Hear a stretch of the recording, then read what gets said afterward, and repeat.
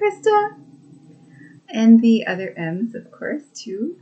The reason that I wanted to make the video is because I know we were reading The Bell Jar by Sylvia Plath, and we were supposed to meet up and talk about it, and my schedule is just ridiculous. So I felt like it would be better. Like, I have all these thoughts about Sylvia Plath, and I love her, and her voice is so clear, and she's such an amazingly essentialized writer. Like, her word choices are amazing. She's very reliable as an author, as far as being able to depend on her to keep the line going and keep it compelling and interesting, of course. And The Bell Jar, I started reading it around the time that you told me, and I was in the middle of reading James Joyce's Ulysses with another book club that I was part of. And the Ulysses thing turned out great. Like, we were supposed to have a party at the end, but I couldn't do a party, and I think the host who was supposed to host the party, she was out of town, so she couldn't do it either on the 16th of March. Or 16th of June? June, I think, was Blues Day. Anyway, what an incredible read that was. And it was like, but I was reading it in the winter time. Like, I was listening to it a lot, like listening to the audio, because there's a great audio by this Irish guy, and he does all the voices and everything. It's on YouTube. But anyway, I'd highly recommend listening to James Joyce's Ulysses instead of reading it, because it's so dense and, it's ridiculously mean to its readers. And a lot of it is just him making stuff up and being very creative. So it's nice to have a set pace that you're just going by. Whatever is happening, if you're listening to it, it's like, oh, it's just, you're doing other things. That's the main thing. You have to be doing other things. You can't just let James Joyce rule your life by reading his novel. In a way, I feel like that's the best way to do it, is just to listen to it. So I did a lot of listening. I read it too, but I did a lot of listening. Anyway, so that turned out okay. A lot of us completed reading it, and we didn't have a party at the end, but that's okay. And it was the only thing is the sexism kind of grated on me. Like, the sexism, it's like you can only take a little bit of a sprinkle of sexism every once in a while to remind you that there was a time period, Anyway, oh my God, I was getting kind of sick of the sexism, which is why it was perfect to transition right over to Sylvia. This strong, unsentimental voice who wanted to tell you what her story was and was not making stuff up, for your amusement. And it was kind of like after having a diet of sugar and fat and cookies or whatever that James Joyce represents, like just the most rich and decadent, horrible food for you. It's like eating my vegetables, and it felt so good to have vegetables again. So Sylvia Plath, I love her.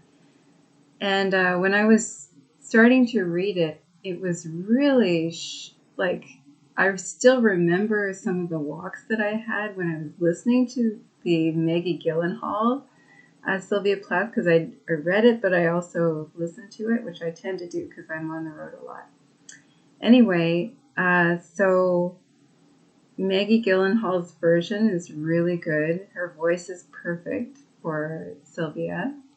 And so it was really something that brought me down to earth, and I liked it so much. And I was so compelled by it because the voice that I'd been coming from was so different. And so anyway, I started reading it, and I noticed a few things. Like, first of all, what she was describing as her success initially in the novel, where she went to New York and she had all this opportunity, and she was, she was toasted with, big dinners by um, a, a famous fashion magazine and all of this. And all of this did happen to her. And she was sort of highlighted as an important writer, an important woman writer, like a young up-and-coming writer at that time. And she was famous for that in this magazine culture. And so they wanted her to continue writing for the magazine, and they gave her a bunch of opportunities. And that really happened. And she had a breakdown because she wasn't sure. Like, the thing that I'm most proud of for Sylvia is that she really cared about finding an authentic voice. And she knew that her voice before was a performance. So she had the courage to publish this novel. She published it under a pseudonym because she wasn't completely able to own the story, and she didn't think it was good as literature either, because it was just telling a very stark autobiographical story. But it is good, and another thing about it is that it's honest, and I think honesty is really important in literature, and I think it's better than being flashy in a way. Like, it's not everything. There's a lot of literature that's lying and just look at James Joyce, or look at, which I think is actually also autobiographical, because I think with James Joyce, what he really wanted to do in the 24-hour time period is tell you everything he knew about Dublin and all the people he knew. He wanted you to get this download of everything he knew, because he didn't want that time period to end, and he didn't want all of this knowledge that he had in his lifetime to be lost. He wanted us somehow to have every single piece of knowledge that we could about Dublin on that day, so that it would never be lost. I think that is the impetus behind James Joyce's Ulysses. And Sylvia, she uses very minimal brush strokes, but she wanted you to know what she was really feeling. And so that's a very honest thing.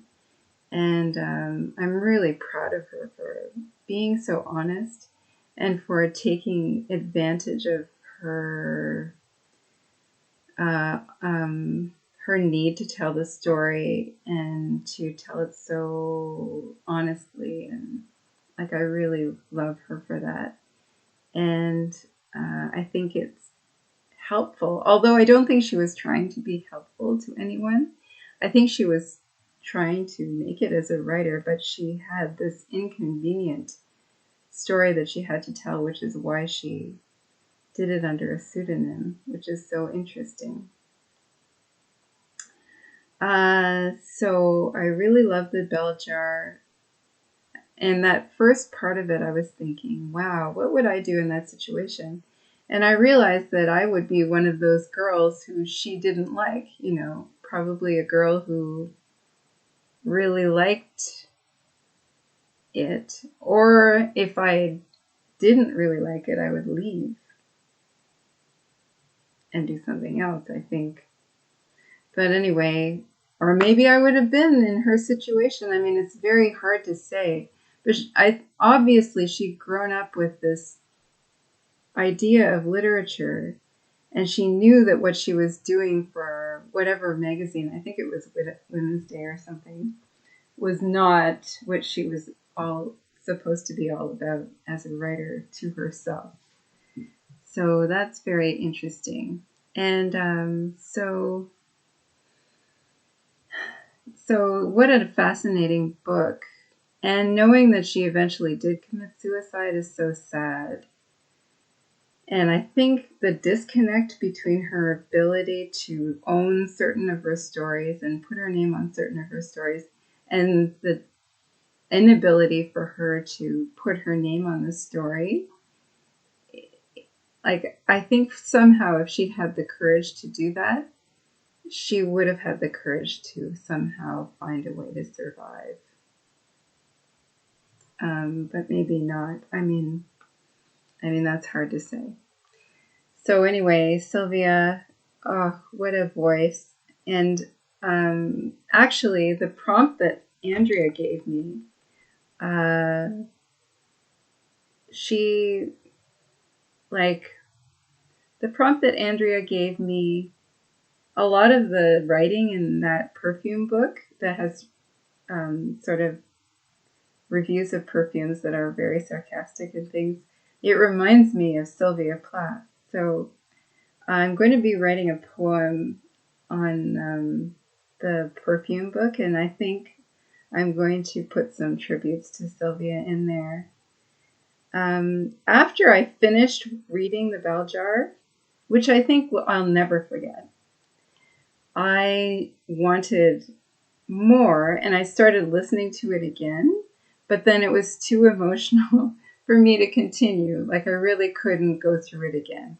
Like, even though I wanted that voice, I couldn't take that journey again. So I was looking for an alternative, and I found Joan Didion, and I read the White Album by Joan Didion, and I realized they have a lot in common.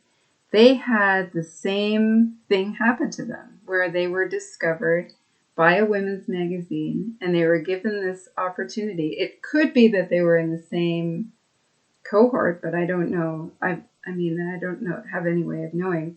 But they had a very similar thing to happen to them. Plus, at the very beginning of Sylvia's The Bell Jar, she says that she's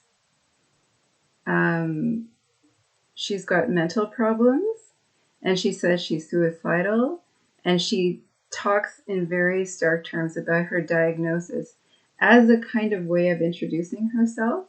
And that's something that Joan Didion does also exactly in the White Album before she starts as an introduction to the essays.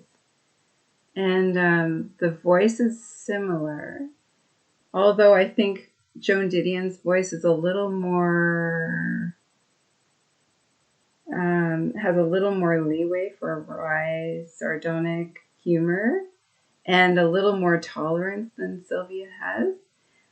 The voices are very similar, and she's just kind of like Sylvia, where she's talking about how she's obsessed with murders that happened and stuff. Joan Didion's White Album is all about like the most terrible stuff you can think of that was happening in the 60s. And Joan was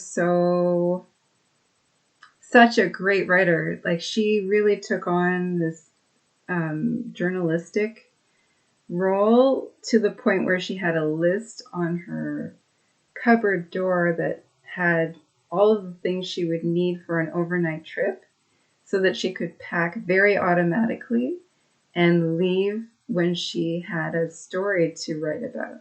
So she was extremely organized, and she had this lust for journalism, which I don't think Sylvia exactly had, and it might have helped her.